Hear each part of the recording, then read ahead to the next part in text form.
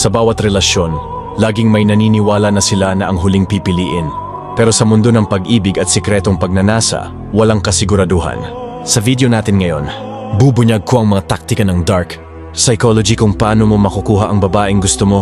Kahit may boyfriend na siya, tandaan, ang puso ng tao ay madaling mabihag kapag tama ang galaw at doon papasok ang mga sikreto na malalaman mo ngayon. Alam mo ba yung pakiramdam na may isang babae na parang imposible nang makuha kasi may karelasyon na siya? Normal lang na isipin ng karamihan na wala ka ng laban. Pero sa akin, hindi yun naging sagabal, lalo na kapag naiintindihan mo ang tamang galaw sa ilalim ng male psychology. Para kasing chess game, hindi laging nananalo ang pinakamalakas, kundi yung pinakamatalino sa paglipat ng piyesa. Noon, may isang babaeng matagal ko ng gusto. Alam kong may boyfriend na siya, at alam ko rin na hindi ako ang tipo ng lalaking madaling pasukin ang ganyang sitwasyon. Pero may isang tanong na bumabagabag sa isip ko. Kung master mo ang psychology, kaya mo bang baliktarin ang sitwasyon? Hindi para sirain ang relasyon nila, kundi para makita kung hanggang saan ang impluwensya ng isip sa emosyon ng isang tao. Nagsimula ang lahat sa simpleng obserbasyon. Hindi ako basta lumapit na parang desperado. Pinag-aralan ko muna kung paano siya gumagalaw, paano siya tumatawa, at kung ano yung mga bagay na nagpapasaya sa kanya. Sa bawat kilos niya, may nababasa akong pahiwatig, mga maliliit, na senyales na sa mata ng iba ay walang kahulugan. Pero para sa akin ay isang mapa patungo sa mas malalim na koneksyon. Unti-unti kong pinasok ang mundo niya. Hindi ko siya kinukuha mula sa boyfriend niya, ginagawa ko lang siyang komportable sa presensya ko. Gamit ang mga simpleng tanong, tumpak na timing ng biro, at tamang atensyon sa detalye, nagawa kong maging tao na palaging nasa isip niya kahit wala ako sa tabi niya. Doon ko napagtanto na minsan, hindi mo kailangang umpisahan sa damdamin. Uunahin mo muna ang isip. Habang lumilipas ang mga araw, napansin kong unti-unti siyang nagiging curious sa akin. Hindi ito halata, pero ramdam ko sa paraan ng pagtitig niya at sa mga maliliit na bagay na tinatanong niya tungkol sa akin. Wala pa akong ginagawa para agawin siya, pero naroon na yung invisible thread na dahan-dahan. Kung hinihila papalapit sa akin, at sa puntong iyon, napagtanto ko na totoo pala. Ang sinasabi ng mga eksperto, kapag naiintindihan mo kung paano gumagana ang male at female psychology, hindi na hadlang ang mga bagay na sa tingin ng iba ay imposibleng lampasan. Ang tanong na lang ay, handa ka bang gamitin ito? Hindi ako nagmadali. Alam kong sa ganitong sitwasyon, oras ang pinakamalakas na armas. Habang ang iba ay nagmamadaling magpahayag ng nararamdaman, ako ay naghintay, nagmasid, at dahan-dahang nagiiwan ng bakas sa isip niya. Hindi ko siya tinatanong tungkol sa relasyon niya. Dahil kapag ginawa mo iyon, mapapaisip siya na may motibo ka. Sa halip, pinaparamdam ko lang na ligtas siya sa akin. Na wala akong ibang gusto kundi makilala siya bilang tao. Ginamit ko ang tinatawag na emotional anchoring. Tuwing may maganda siyang mararanasan, isang tawa, isang kwento, o isang moment na magaan ang loob niya, nandoon ako. At dahil nandoon ako sa mga oras na iyon, unti-unti niyang naiuugnay ang magandang pakiramdam sa presensya ko. Hindi ko siya binibigyan ng malaking gestures. Mas malakas ang epekto ng maliliit, pero paulit-ulit na emosyon. May mga pagkakataong binabanggit niya ang boyfriend niya. Hindi ko yun iniwasan, pero hindi ko rin pinalalaki. Nagbibigay lang ako ng simpleng tugon. Tapos ibinabalik ko ang usapan sa kanya, sa mga pangarap niya, sa mga bagay na gusto niyang gawin, sa mga kwentong nagpapasaya sa kanya.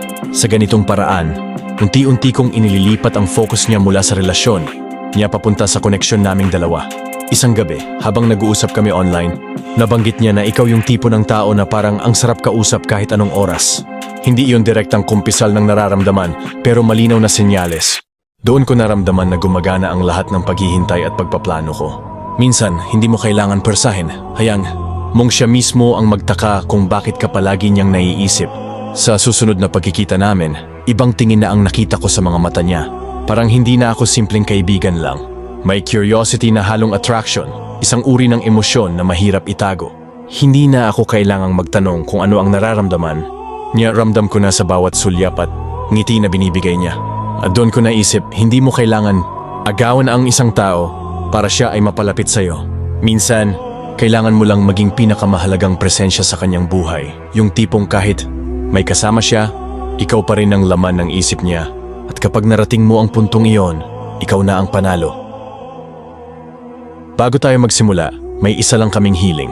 Kung gusto mo ang mga ganitong content na ginagawa ng Darkness of Truth, huwag mo pong i-skip ang ads.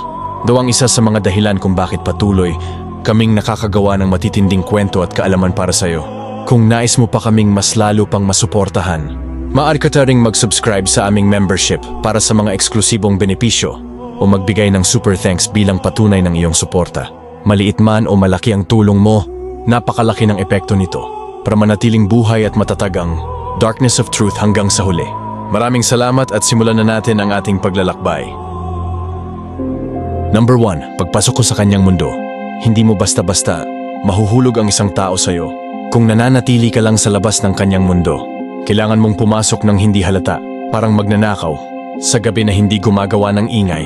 At dito ko sinimulan ang unang hakbang, kilalanin ang mga bagay na mahalaga sa kanya. Hindi sa paraan na sobrang halata, kundi parang natural lang na nagkakapareho kami ng landas. Una kong ginawa ay simpleng pag-uusap. Mga maliliit na tanong na parang wala lang. Anong madalas mong gawin kapag walang pasok? O anong pinaka-relaxing para sa'yo? Pero ang totoo, bawat sagot niya ay para sa akin ay piraso ng mapa na unti-unti kong binubuo. Kapag sinabi niyang mahilig siya sa isang banda, pinapakinggan ko ang buong album. Kapag nabanggit niyang gusto niya mag-hiking, nagre-research ako tungkol sa mga trail na gusto niyang puntahan. Sa una parang nagkataon lang, pero ang totoo, sinasadya kong lumikha ng mga coincidence para mas madalas kaming magkausap. Kapag mahilig siya sa kape, bigla kong babanggitin ang isang coffee shop na malapit sa kanya. Kapag may event tungkol sa hilig niya, parang aksidenteng sabay kaming interesado. Sa ganitong paraan, unti-unti kong pinaparamdam sa kanya na magkasama kami sa parehong mundo. Dumating sa punto na hindi ko na kailangang magyaya. Siya na mismo ang nagbabanggit, "Uy, punta tayo dito." O, "Alam mo ba, may bagong lugar na baka magustuhan mo?" Doon ko na-realize na unti-unti akong nagiging bahagi ng personal niyang espasyo. Hindi na lang ako isang tao sa paligid, isa na akong taong gusto niyang isama sa mga bagay na mahalaga sa kanya. Mahalaga dito ang pagiging natural. Hindi mo pwedeng pilitin. Kasi kapag ramdam niyang scripted o pilit ang lahat, mawawala ang tiwala. Pero kapag naging consistent ka sa pagpapakita ng interes, mararamdaman niyang totoo ang koneksyon. At kapag totoong nararamdaman niya iyon, mas mabilis siyang magbubukas ng pintuan para sa'yo. Sa huli, napansin ko na kapag may magandang nangyayari sa kanya, ako agad ang naiisip niyang ka-share. At kapag may problema, ako rin ang gusto niyang makausap. Sa ganitong paraan, hindi lang ako basta pumasok sa mundo niya.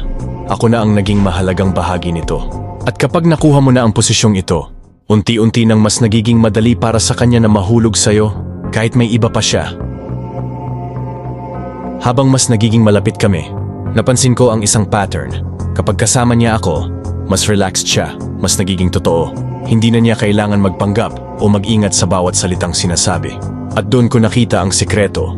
Hindi sapat na makapasok ka lang sa mundo niya, kailangan mo ring gawing ligtas ang presensya mo para sa kanya. Minsan, sa gitna ng tawanan bigla siyang tatahimik. Titingin sa malayo, parang may iniisip na mabigat. Hindi ko siya tinatanong ng diretso kung ano ang problema. Sa halip, magbabahagi ako ng simpleng kwento tungkol sa sarili kong karanasan para iparamdam na normal lang ang mag-open up. Minsan, sa ganitong paraan, kusa siyang nagkukwento ng hindi ko hinihingi. Unti-unti, napapansin ko na hindi na lang ako kasama sa mga bagay na masaya para sa kanya, kasama na rin ako sa mga bagay na mahirap. At kapag umabot ka sa puntong iyon, mas malalim na ang koneksyon ninyo. Hindi na lang ito tungkol sa pagkakapareho ng interes, kundi tungkol sa tiwala at emosyonal na pagdikit. Pero may panganib din dito. Kapag masyado kang naging available, pwede kanyang isipin bilang palaging andyan pero hindi espesyal. Kaya mahalaga ang balance. Dapat maramdaman niyang importante ka, pero hindi niya dapat isipin na wala ka ng ibang mundo maliban sa kanya. Dapat alam niya na may sarili ka ring buhay na pinapahalagahan. Kaya minsan, kahit gusto ko siyang makita, pinipili kong hindi muna magparamdam. Hindi para pasilusin siya, kundi para maramdaman niyang may espasyo siya para hanapin ako. At sa bawat pagkasikto na siya ang unang nagme-message, mas malinaw sa akin na siya na mismo ang humihila sa akin papalapit. Sa huli, napagtanto ko na ang tunay na pagpasok sa mundo ng isang tao ay hindi tungkol sa pagiging perpekto o pagbibigay ng lahat. Ito ay tungkol sa tamang halo ng presensya, misteryo at emosyonal na koneksyon. Kapag nakuha mo yon, hindi lang puso niya ang mabubuksan, maging ang isip at kaluluwa niya ay kusa na ring lalapit sa'yo. May mga babae na kahit may karelasyon na, ramdam mong may puwang sa puso nila na hindi natutugunan. Hindi ito agad halata sa una, kasi marunong silang magtago. Pero kung marunong kang magbasa ng maliliit na senyales, makikita mo. Kagaya niya, sa social media, puro sweet moments nila ng boyfriend niya ang pinopost. Pero kapag kami lang ang magkausap, napapansin ko, mas madalas siyang ngumiti sa mga simpleng biro ko kaysa sa mga post niyang kasama siya. Isang gabi, nagkausap kami online. Sabi niya, minsan nakakalimutan ko na kung paano maging masaya sa simpleng bagay. Hindi ko sinagot ng diretsyo. Sa halip, ikinwento ko yung isang karanasan ko kung saan natutunan kong hanapin ang kaligayahan sa maliliit na detalye. Para akong nagtanim ng buto sa isip niya na baka may ibang taong mas nakakaintindi sa kanya. Hindi ko siya tinutulak para iwan ang boyfriend niya. Hindi ganon ang laro dito. Ang totoo, mas epektibo kung mararamdaman niyang ikaw ang taong nagbibigay ng emosyonal na bagay na hindi niya nakukuha sa relasyon niya. Sa bawat chat, tawanan, o simpleng tanong kung kumain ka na ba, unti-unti niyang mararamdaman na iba ka. Hindi ka lang basta kaibigan. Ikaw yung ligtas na lugar kung saan pwede siyang maging siya. Pero hindi pwedeng puro lambing lang. Minsan, kailangan mo ring magpakita ng limitasyon. Yung tipong kapag sobra na siyang nagiging komportable, bigla kang tatahimik o magiging abala. Hindi para iwasan siya, kundi para ipaalala na hindi ka madaling makuha. Sa ganitong paraan, nagkakaroon siya ng urge na habulin ka at doon magsisimulang magtanong ang isip niya kung bakit mas gusto kanyang kausap kaysa sa karelasyon niya. Lumipas ang ilang linggo at napansin kong siya na mismo ang unang nagbubukas ng malalim na usapan. Mga bagay na hindi raw niya masabi kahit sa boyfriend niya. Dito ko napatunayan ang isa sa pinakamahalagang prinsipyo. Kapag nabasag mo ang emosyonal na depensa ng isang babae, kahit gaano ka pa kalayo sa puso niya ngayon, may daan ka na papunta sa gitna. Sa dulo, hindi ito basta panlilin lang.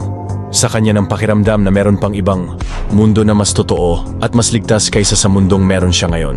Hani kapag iyon ang naramdaman niya, mahirap na niyang bitawan ang koneksyon na binuo ninyo. Minsan, napapansin ko na kahit may kausap siyang iba, nagme-message pa rin siya sa akin. Hindi yung simpleng hi lang, kundi yung mga kwento na tipong alam mong hindi niya basta ibinabahagi. Kanina, nag-away kami.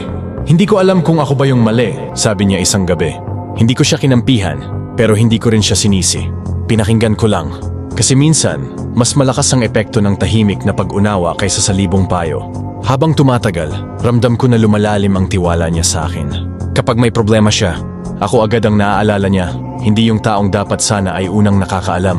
Doon ko naisip, hindi mo kailangang pilitin ng isang babae na lumapit sa'yo. Kapag naramdaman niyang mas ligtas at mas totoo ka, kusa siyang hihila palapit. Pero mahalaga rin na may halong misteryo. Hindi pwedeng ibigay mo lahat ng oras at atensyon mo. Kapag ginawa mo yon, mabilis kang mawawala sa halaga. Kaya kahit gustong-gusto ko siyang kausap, may mga oras na hindi ako agad nagre-reply. Hindi para paasahin siya, kundi para maramdaman niyang hindi ka laging nandyan. At dahil doon, mas hinahanap ka niya. Dumating yung araw na sinabi niya sa akin, ewan ko ba, pero parang mas naiintindihan mo ako kaysa sa kahit sino. Alam kong iyon na yung senyales. Hindi ibig sabihin na iiwan niya agad ang karelasyon niya, pero malinaw, nagsisimula na siyang magtanong sa sarili kung tama pa bang siya yung kasama niya. Sa mga ganitong sitwasyon, hindi mo kailangang madaliin ang laro. Ang sekreto, panatilihin mo lang yung koneksyon at hayaan mo siyang makita ang kaibahan mo. Kapag dumating ang punto na mas gusto na niya ang pakiramdam kapag kasama ka, doon mo lang ibubukas ang susunod na hakbang. Nung college ako, meron akong crush na teacher. Dalaga siya pero may boyfriend na. Alam kong bawal at delikado pero ewan ko ba, iba yung dating niya sa akin. Hindi lang dahil maganda siya, kundi yung paraan ng pagtitig niya. Yung boses niyang kalmado pero may lambing, at yung ngiti na parang kaya nitong buuin ng araw mo kahit gaano ka pa kabad trip. Araw-araw, inaabangan ko yung klase niya. Hindi dahil sa leksyon, kundi para lang makita siya. Pinipilit kong magpabibo sa recitation para mapansin niya. Minsan, nagpapatawa ako kahit corny, basta lang mapangiti siya. At kapag siya ang tumawa, pakiramdam ko, panalo na ako sa laban na wala namang nagsimula. Pero alam kong may boyfriend siya. Lalo ko lang nararamdaman kapag may biglang tatawag sa phone niya bago magsimula ang klase at sasagot. Siya na may ngiting hindi ko pa nakukuha. Masakit pero mas lalo akong na-challenge. Hindi ko naman plano na sirain ang relasyon nila. Pero gusto kong makita niya na merong isang tao na kayang magpahalaga sa kanya sa paraang hindi niya pa nararanasan. Kaya nagsimula akong maging tahimik pero laging present. Hindi yung tipong laging sumisiksik pero nandun palagi kapag may kailangan siya. Minsan nag-aabot ako ng ballpen kapag wala siyang dala o kaya'y tumutulong mag-ayos ng projector sa klase. Maliit lang pero sapat para maisip niyang iba ako sa karamihan. Hanggang dumating yung araw na siya na mismo ang nagkukwento sa akin tungkol sa stress niya sa trabaho, sa mga tampuhan nila ng boyfriend niya, at minsan tungkol sa mga bagay na kinakatakutan niya sa buhay. Doon ko napagtanto, hindi mo kailangan pilitin ng isang babae para mapalapit sa'yo. Kailangan mo lang maging taong kaya niyang pagkatiwalaan sa mga oras na wala ng ibang makikinig. Lumipas ang ilang buwan, mas lalo kaming naging close ng teacher kong yon. Sa bawat simpleng usapan, unti-unti kong nakikita yung mga bitak sa relasyon nila. Hindi siya nagrereklamo ng malakas, pero ramdam ko sa tono ng boses niya na may kulang, yung atensyon na dapat nararamdaman niya araw-araw, hindi lang tuwing may oras ang boyfriend niya. Isang araw, nahuli ko siyang matagal nakatitig sa akin habang nag-aayos ako ng upuan sa klase. Hindi ko alam kung napapansin lang niya yung ginagawa ko o may iniisip siya. Pero noong ngumiti siya at sabay sabing, "Buti ka pa, laging nandito." Ibang init yung dumaloy sa dibdib ko. Parang sinasabi niyang nakikita niya ako hindi lang bilang estudyante. Dumating yung pagkakataon na nagkayayaan kaming magkape pagkatapos ng klase. Wala namang masama, pero alam naming dalawa na hindi lang simpleng kape ang dahilan. Doon, mas naging personal ang usapan namin. Tinanong ko siya kung masaya pa ba siya sa relasyon niya. Hindi siya sumagot agad pero yung katahimikan niya, sapat na para malaman kung may mabigat siyang dinadala. Simula noon, mas naging maingat ako. Hindi ako nagmamadali. Hindi ako nagtatanong ng sobra, pero lagi akong nandyan para sa kanya. Sa bawat araw na lumilipas, ramdam ko na lumalayo, na ang puso niya sa boyfriend niya at unti-unting napapalapit sa akin. Hindi ko siya kinukumbinsi, hinahayaan ko lang siyang maramdaman na iba ang presensya ko. Hanggang sa isang gabi, nag-message siya sa akin ng simpleng, "Pwede ba kitang tawagan? Gusto ko lang marinig yung boses mo." Hindi iyon simpleng hiling para sa akin. Senyales iyon na ako na ang naging sandalan niya kapag hindi sapat ang boyfriend niya. Doon ko napagtanto, minsan, hindi mo kailangang makipag-agawan. Kapag nasanay siyang ikaw ang palaging nandyan, kusa niyang pipiliin ang presensya mo kaysa sa taong matagal nang wala sa tabi niya.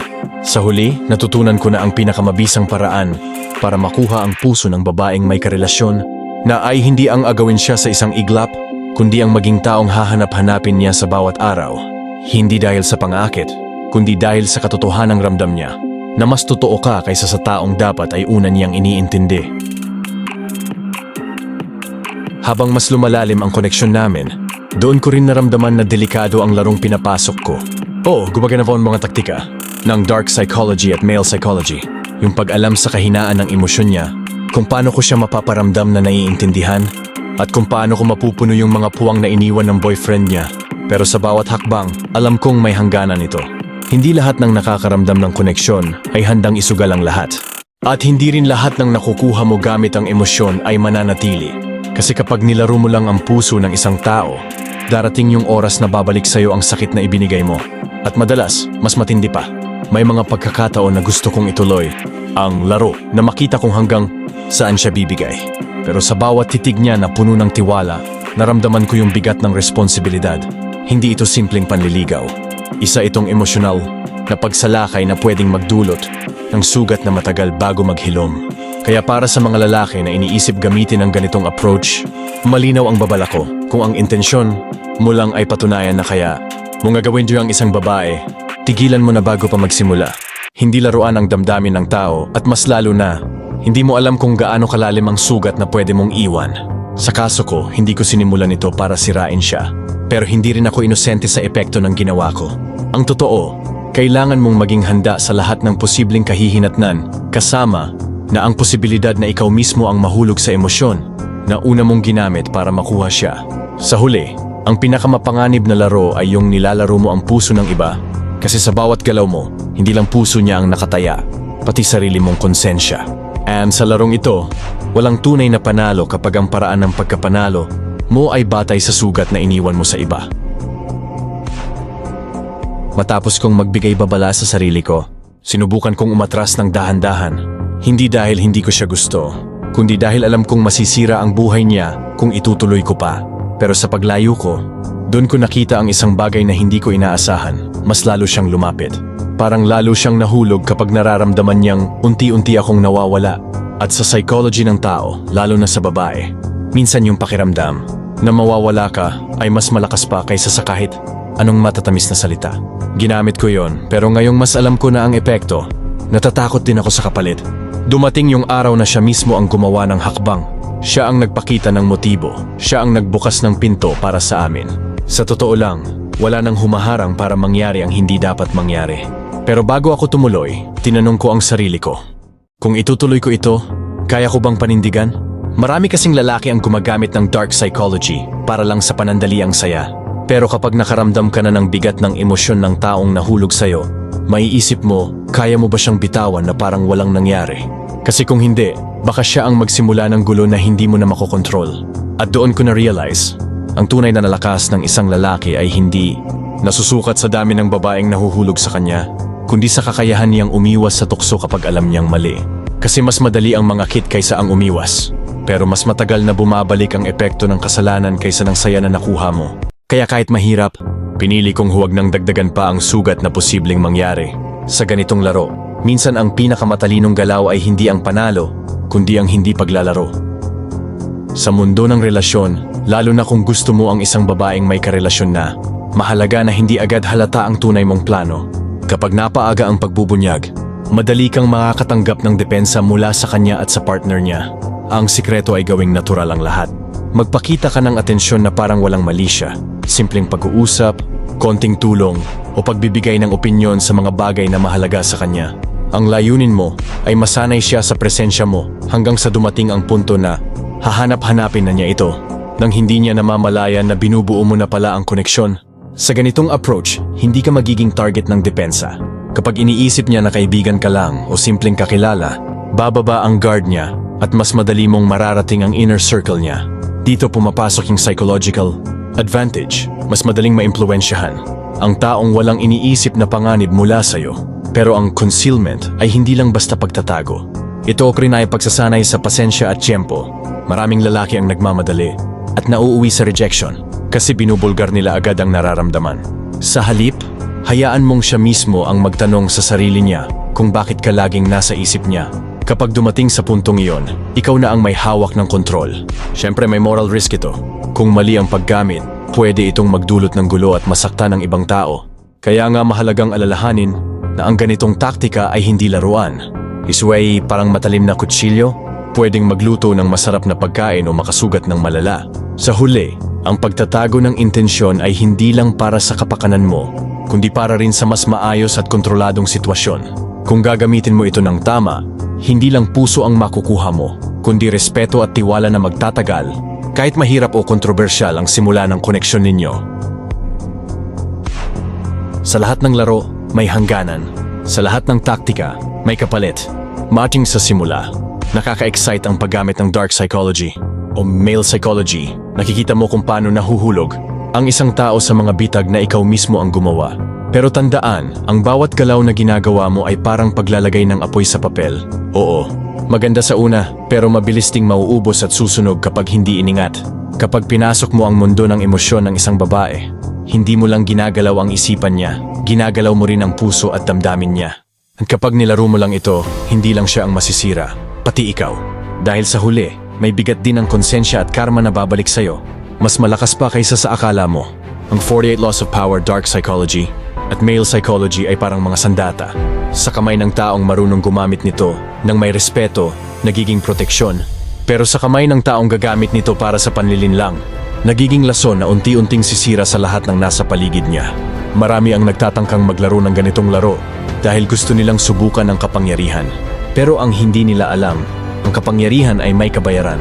At madalas, ang kabayarang iyon ay mas mahal kaysa sa anumang makukuha mo sa simula. Kung totoo ang nararamdaman mo, mas mabuting umamin kaysa magkunwaring lahat ay bahagi ng taktika.